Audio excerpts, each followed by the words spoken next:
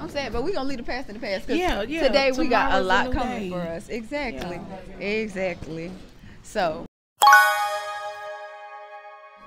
Welcome back to the channel, y'all. It is your hostess with the mostest, Queen T, Tiffy A, aka at the.risengstar on Instagram and TikTok. And we are back with our series celebrating queens for different things. And today we have a very, very, very special queen with us. So, would you mind telling us what your name is, our special queen? No problem. My name is Heather Johnson, and I am the visionary of It's a She Thing Benefit Weekend. And SHE is an acronym for Sharing Hope and Experiences, which is what we thrive on during this event. It's been an event that we've had since 2012, so this is our 11th year. Oh wow, so this is 11 years. Happy 11-year anniversary. Thank you. Okay, so what inspired you to do It's a She Thing? So originally my mom was a breast cancer survivor. And she was in remission, and I always wanted to do something to give back. And what better way to give back than to host an event to recognize those people who have experienced it. She was actually my first guest speaker. Oh, okay. That started in 2012. Fast forward to 2021, we lost my mom to cancer. She passed from brain cancer and liver cancer. I'm so sorry. And it kind of gave the event another meaning for me. So we weren't just doing it, you know, to bring awareness, but at that point it became, I'm doing this, you know, in honor of my mom. Personally, I didn't want to keep going, but I knew that she would want me to. So that was the reason why I kept going, and I kept doing it. I made a post today. I was saying, you know, about being obedient. You have to give up your personal feelings to get the job done. Because at the end of the day, it's not about you anymore. So, I have to tell myself that, because I go through a range of emotions. Mind you, I just lost her in 2021, so it's still fresh. Yeah, it's still fresh. I miss her deeply, but the best way that I can honor her is through my giving, through my living, through showing people what she has given me. And so this is what motivates me to continue to do this event year in and year out. And again, like I said, this is our 11th year. So I'm excited. We had an awesome time tonight. We did our kickoff, which is the prelude for the actual brunch where we do the honors. So we take our time and we honor everyday citizens. We honor medical professionals. We honor nurses. We honor caregivers, because these are family members that are selfless in saying, hey, I'm going to take on the burden of making sure that you get to these doctor's appointments, that you see these doctors, and if you have surgery, I'm right there with you. I'm going to walk with you through this thing. And they never get the recognition. You know, we know, yeah, these people are in practice, these people are on these floors in these hospitals, but you never hear them getting their flowers. And that's what we do. We give them their flowers, you know, to say thank you for what you do, because it really is a labor of love. We understand you went to school. We understand you got the accolades. We understand you got the degrees. You got the background, and you have the fortitude to do these things. However, who's saying thank you? You know what I'm saying? Yeah. And what tangibly do you have to show for that? And that's what we do. We honor these people, and they have something to show for that. Yeah. Because we do present them with an award. And that's something then to, because I feel like you said, it's something that can be overlooked, very much overlooked. Yeah. Even though it's a necessity, you know you need this person. It's like,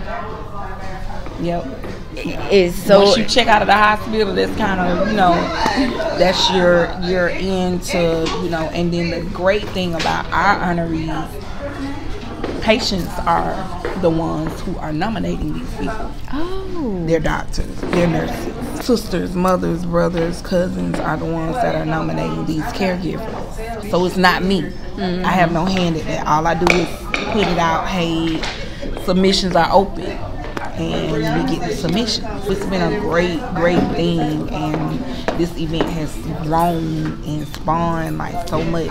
It's just taking on a life of its own, because like I said, it's so not about us, not about me, but these people, these individual people that we can tell thank you in a more personable way, in a more memorable way, that they can, you know, they can really and truly feel that, hey, what I'm doing is making a difference. And we want them to know that even though I lost my mom, there was still a great staff of medical professionals who aided in the care for her up until, you know, we decided to put her on hospice. It matters, and those people, they need to be acknowledged. And this is what we do. We take that time, right? Mm-hmm. We take that time and we acknowledge them. We celebrate them. We give them their flowers in a group setting amongst their peers. Because like I say, we have survivors, we have caregivers, a lot of the previous honorees and a lot of the previous guest speakers, they still continue to contribute and attend this event. One of the guest speakers that is speaking tomorrow is actually a breast cancer survivor and a previous, she was like one of our, I want to say 2017 was her very first time when she spoke at the event. And her life has come full circle because she actually ended up going through breast cancer. So yeah, she's going to be our keynote speaker tomorrow. Okay, and you host it in the same week every year? Same week every year. For the past few years, we've had it in the same location. Next year, we'll probably host it in a bigger venue to accommodate more people to attend. But this is where we've been able to do this consistently, and not of my own.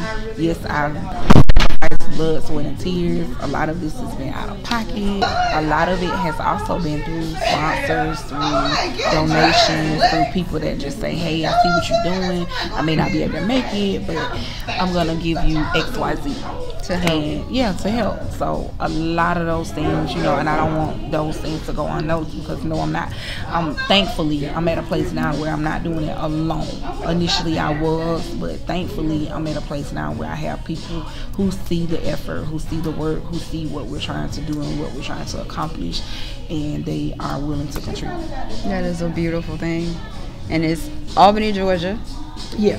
And what weekend? Because we want people to come. We want to bring more people. So when should I tell my people to show up next year? So next year, we are on Facebook. We do have a page. The page is It's a She Thing on Facebook. If you can't find it, you can always look me up. My name is Heather Johnson.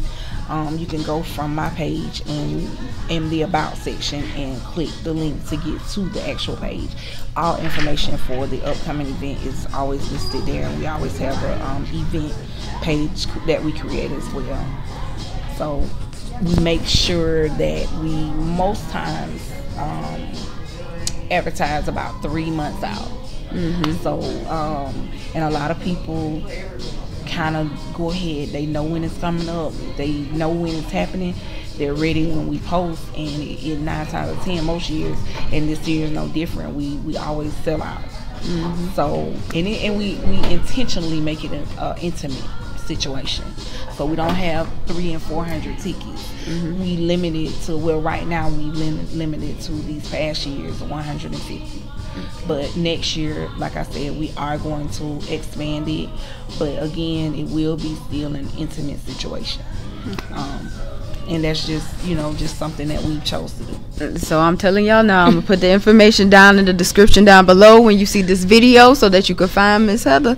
But y'all better get y'all tickets when she say get your tickets, because I'm going to get mine. Right. And if you don't get it in time, baby, you won't be here to shake your behind. Okay, you hear the song? You just won't be getting down with us. Now, what else would you say that you want everybody to know about It's a She Thing? I would say y'all should probably know that it's a male and female event. It is, and so a lot of people question that, but we have males and females in attendance. I'm not big on titles. I'm one of those people. I'm so not big on titles. I appreciate everyone who attends. It doesn't matter your pay grade. It doesn't matter what you make. If you can attend, we welcome you to come, because I can only tell you that it is an experience like no other, and not just because it's my event. I've been blessed to be in a situation to be in a position to see this event unfold from the humble beginnings, and I'm telling you, there's nothing like being here, invested in the room. So it's one thing to say I heard about it, but it's another thing to say I was there. So that's, I always encourage people, if you can come, because love meets you at the door. Like, the energy here is unmatched and it's welcoming. And I promise you, if you didn't know about cancer, the effects of cancer, what we as a community should do to be proactive in that, this is a great place to be, because we never feel like it's for us until it's for us. So we don't think it affects us until it affects us until it shows up at your doorstep. Right. And so I never could have imagined in a million years that I would, at 16 years old, be getting a mammogram. I've been getting mammograms since I was 16. Oh wow. And typically you're not scheduled as a woman to get a mammogram until you're in your late 20s. And probably later than that, but I started getting my mammograms at the age of 16 due to my mom having breast cancer. And then now that she passed from brain cancer and liver cancer, there are other tests that me and my siblings are having to undergo, just to see if it's hereditary to protect yourself, right? So to get ahead of it now. Exactly. So it's very important that we are educated and that we know what's going on with us health-wise, not just annual health exams, but we're going to have to take the initiative to look, because a lot of times with us and in our community, we don't know until it's too late. And they say the best protection is early detection. Right. So get yourself tested, y'all. And I'm listen, I ain't gonna lie to y'all, I need to go get myself tested too. I'm sitting here listening to this and I'm like, y'all, it's Women's History Month. How many ladies have gone and gotten y'all breasts checked? Like, are we checking ourselves? Are we taking care of ourselves? That taps into self-love, ladies. So that's something I feel like we all need to grow from and all need to hear. And what she's saying is real, y'all. Like, I missed the event tonight. I came real late. I'm from Tallahassee. Well, I'm not from Tallahassee. Y'all know I'm Miami. We ain't gonna say that I'm from Tally. But I did go to Albany Middle School. So y'all know I was an Indian. I had some Indian bucks. Okay. My auntie and my uncle up here. Y'all, if I tell y'all my auntie and uncle name, and I graduated from my auntie is Trisha Pollock. Okay. My uncle is Roderick Pollock. Coach Pollock. Exactly. That's why I was like, everybody know them, because my auntie used to teach, and I think now she's a counselor up here. So that's why I was like, I told you before we got here, I was like, oh no, they went to ASU. I was like, I didn't know ASU was a HBCU, because I'm family. I'm a Rattler. I told you. I had no idea. Otherwise, I would have probably came up here and just lived in their house and went to school, because I was like, I just want to go to a HBCU. Yeah. But nobody is better than the Marching 100, y'all. Don't ever try to strike with us, okay? I'm saying that because you want to come in the camera real quick so I can give you a shout out. Hastily, just because I want to say he played trumpet in that other band. What's that? What's and alto sax. The greatest of the greatest. The marching Wildcat. He's a wildcat, but y'all know okay, we love all of the HBCUs, so we love it. We loving it.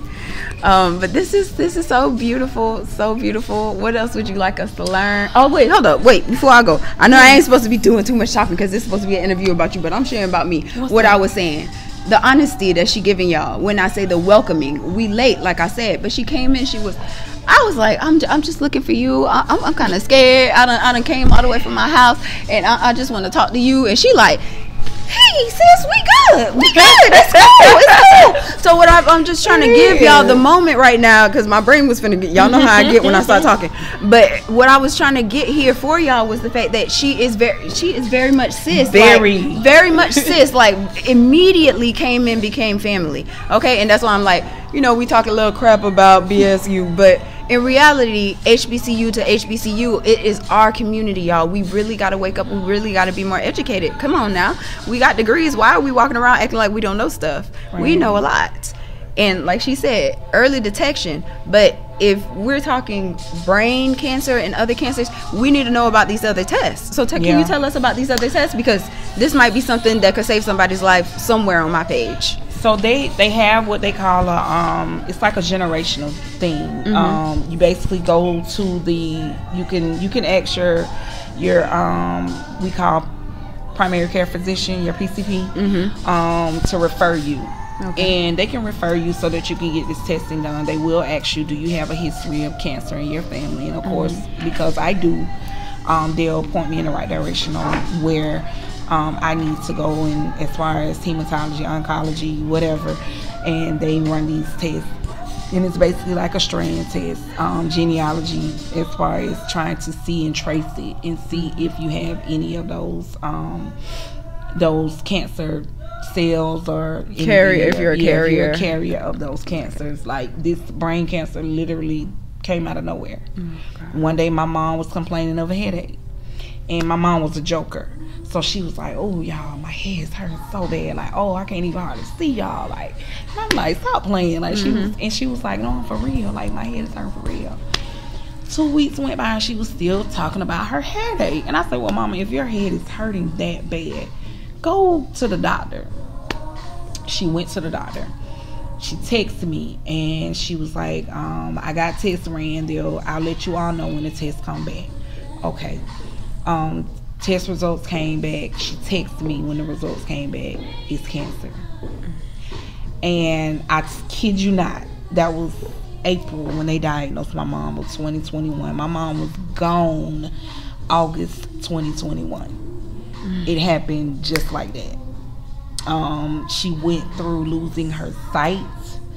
And my mom was a very independent person. She did not like, she wanted to help herself. Like, she didn't want, it was a struggle for her to depend on us to do things for her. And my father, he was there supporting, but again, it's something about a strong woman. Mm-hmm. When they're losing certain things, they feel helpless or incapacitated, where, it kind of almost shameful to them to not be able to do for themselves. And so that's what we went through. And like I said, it happened super fast. In a matter of 4 months, my mom was gone. And she succumbed to liver cancer, because once it spread to her liver, then it literally, they called us on a Wednesday. They told us there's nothing else that we can do. We brought her home on a Thursday. My mom passed that Sunday morning. So, yeah, it's really a serious matter. And so, I strongly urge us as a community to get more involved and inquisitive about these things, these diseases, these things that truly and utterly really, really, really affect us. Because, it's real, and it's not just our counterparts or the fairer skin. It's us that it's taken out at an alarming rate because we don't know. So. Oh my God. Okay, so taking that in, I also want to say from my perspective, just sharing my cancer story, ladies, or just black community in general, I don't know where we coming from with this, but my grandmother went through breast cancer entirely on her own, did not tell anybody in the family what was going on. None of us knew what was going on. We didn't know that she had breast cancer until she was in remission and beat breast cancer and decided to share it with the family. So my words to us, ladies, women, gentlemen, black community, can we not be so strong? Can we learn to lean on one another? Can we open up our hearts and our consciousness to understand that we are humans and we were sent here for one another? And your family loves you, your friends love you, and we will be hurt if we lose you. So open up your mouth so that we can help you, okay? And I'm saying this as humbly and as softly and as gently as possible, but I'm also saying this as forcefully as possible, like a thump in the forehead. Like, really hear me when I say you are not alone, and there's no reason to make yourself be alone through something that scary. It's scary, y'all. Like, you're about to lose your life. My heart right now heavy just talking about it. Don't go through that alone. Please hear my words. Please hear her words. Please hear the pain in the word. Look, the music even went off. The point had to be made. Don't do it alone. Please don't do it alone. What else would you like us to learn, sis? Just know that, like you say, it's not a alone thing, because I promise you there's somebody else with a similar story, similar circumstance that can relate. Even if they don't understand, they can relate. I always tell everybody, even with the passing of my mom, I hear other people that lose their parents to cancer. I'll never understand, but I can always relate, because your story is my story. We just have similarities. So I just think that we need to realize that it's just not a me thing, a you thing. It's a us thing, A we thing. and a we thing. Yeah, we have to really, really, really tap into making sure that we are seeing about ourselves holistically, and not just these certain areas that they told you, well, annually you need to go see your doctor for this or check up. Women, you need to go make sure you have your OBGYN for your mammograms. Yes. It's way deeper than that. So, you would be overlooking, you be doing yourself a disservice if you don't just ensure that you are being thorough, because you don't know what you're overlooking. You don't know what you could have prevented, or what you could have kind of headed off by getting it, before it became something that was Early detection. right? Exactly.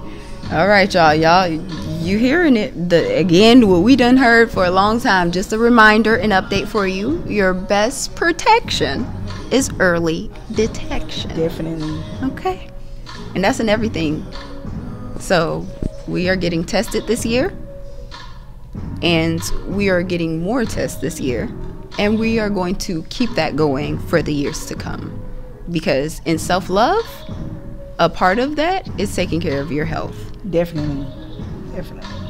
And you can't do that if you aren't checking in with the health professionals. Okay? Because I know I don't like going to the hospital. I ain't gonna lie to y'all. Nobody hate does, it. but it's necessary. But I got the physical every year, so I could be in marching band. And listen, we weren't talking about marching 100 without me getting a physical. It's necessary. So the necessity is still here. Whether you in school, whether you out of school, it's not just about your kids. It's not just about your parents. It's about you too. And if you know you're doing it, make sure the rest of your people doing it too. Because, living a long life alone, that ain't going to be fun for you either. Not at all.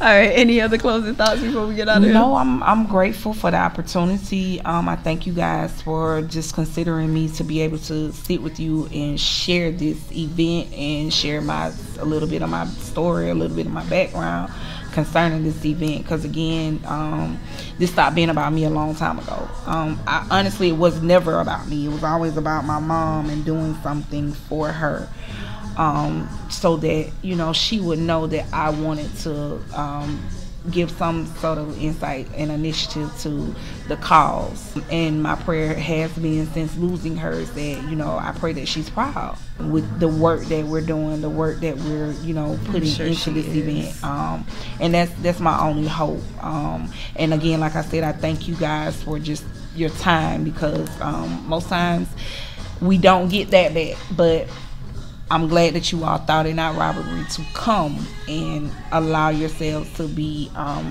in this space. So I do appreciate you all for that. Well, thank you, because I was definitely in the parking lot saying I'm late. People packing up. It's okay. I was like, listen, but I want to see it. And yeah, you was like, let's go in. I was like, and I want to. I was like, we already here. Right. Like, why? It's okay. Why miss it? I was like, God wanted this opportunity, because even down to when I checked my bank account and the money wasn't there. I told you a text message came through on TikTok where somebody was like, hey, post my music in the background on one of your videos. I'll pay you $50. I said, that $50 from God. God wants you to go. Get your and go. Right. Go meet who you supposed to meet. Let that be a message to all of y'all. Listen, I told y'all when I fell off, I told y'all everything was going on with my eyeball. I couldn't open up my eyeball. I'll show y'all that later.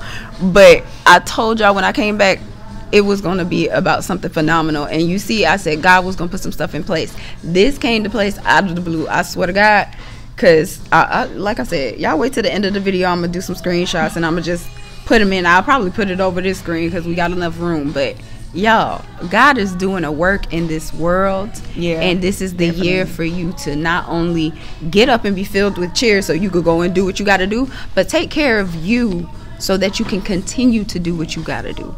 Because like I said, I almost, them emotions, I was going to cry in my bed all day. I do want to say this, for those that are watching and catching this. I don't know who this is for, but I learned a long time ago that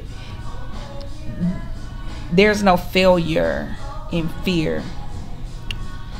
That's for me. You can talk yourself out of so much, but the failure is not in being fearful. The failure is not doing. The failure is when you don't do anything.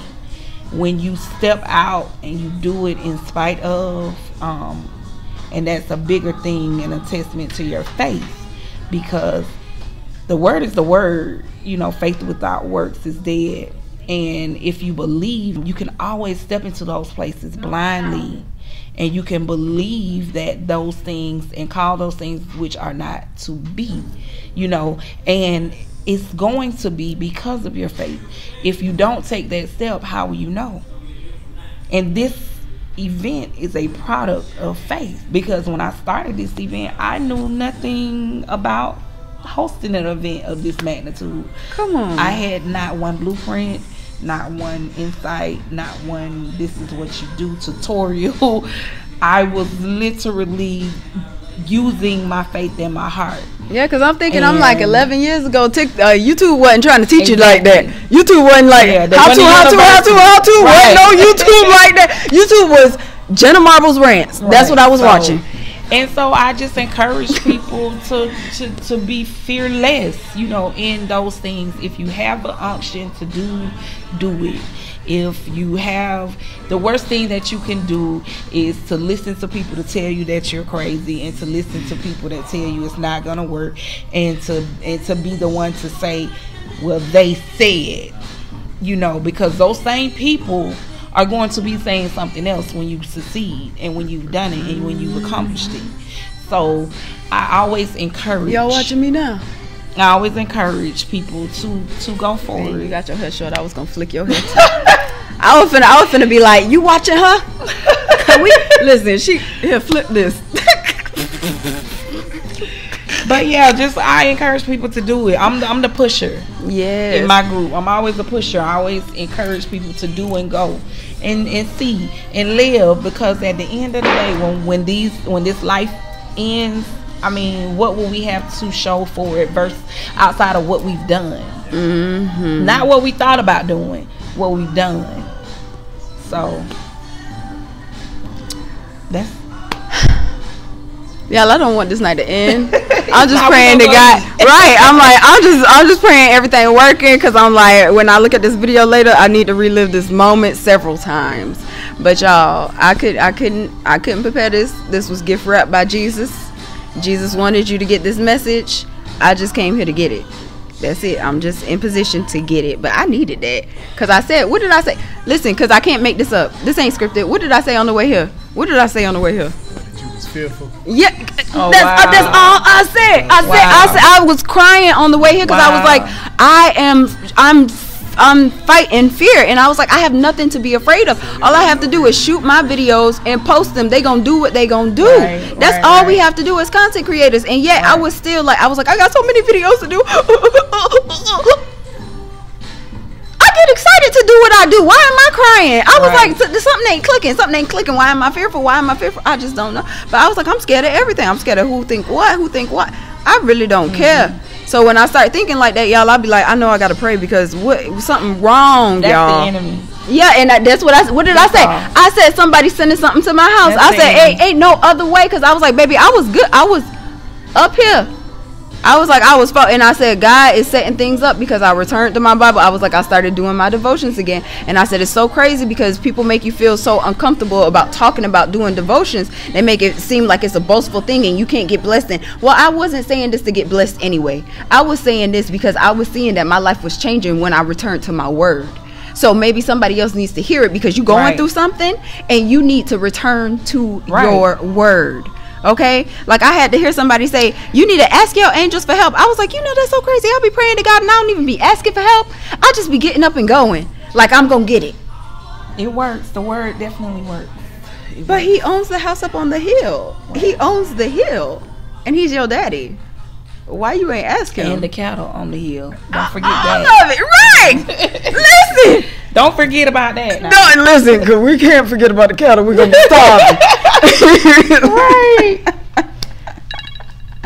Oh, my God, y'all. I could not have had a better day, a better interview. What else you want to tell us? I'm good. I'm good. I genuinely wanted to encourage someone about that because, like I said, I tell everybody the worst thing you can do is to not do. What's inside of you, that unction, that feeling, that desire to do. And we sit on gifts all day because he's given us everything that we need. It's in our hands. There's nothing that we need that we don't already have. It's just a matter of us tapping into it. Amen. I pray to God y'all really get to hear everything I got to say, because I know when you move these microphones, they start going dee dee dee dee, and I don't know if I've been moving my mic the whole time. So now that I'm consciously thinking about it, you okay? We gonna see how much y'all heard from me. They gonna get all of hers because she got her mic to the point where I was going like this, and then I was like, "This is my mic. What am I giving you my mic for?" And then y'all gonna see, y'all gonna rewatch this, and y'all gonna be like, "Tiffany's so goofy. How do you get anything done?" We don't know, but y'all enjoy it. Enjoy the show, y'all. Thank you for tuning in to Queen. You sure that's it? Because I really don't want to end. She's like, I'm ready to eat. We told you we was finna eat tonight, and you over here talk. You want to talk all night. It's been a 30-minute break some bread and interview. Talk a little bit more. Child, I'm gonna record that too. We gonna see y'all later. It has been a wonderful episode of Celebrating Queens with Different Things. We are celebrating It's a She Thing, and the queen who presented It's a She Thing. Tell us your name again. Heather Johnson. I don't think so. What was it again? Heather Johnson. Thank you, guys. Yeah. Y'all better never forget the name. What's the song I'm thinking of? Remember the Name. Remember. Okay. It's a She Thing, and this has been our next episode of Celebrating Queens for Different Things. I love the fact that I could edit everything that I've messed up. Jesus loves us all. Yes, amen. Amen. Man, I done moved this mic so many times. We really gonna see if I hear anything at all. Goodbye.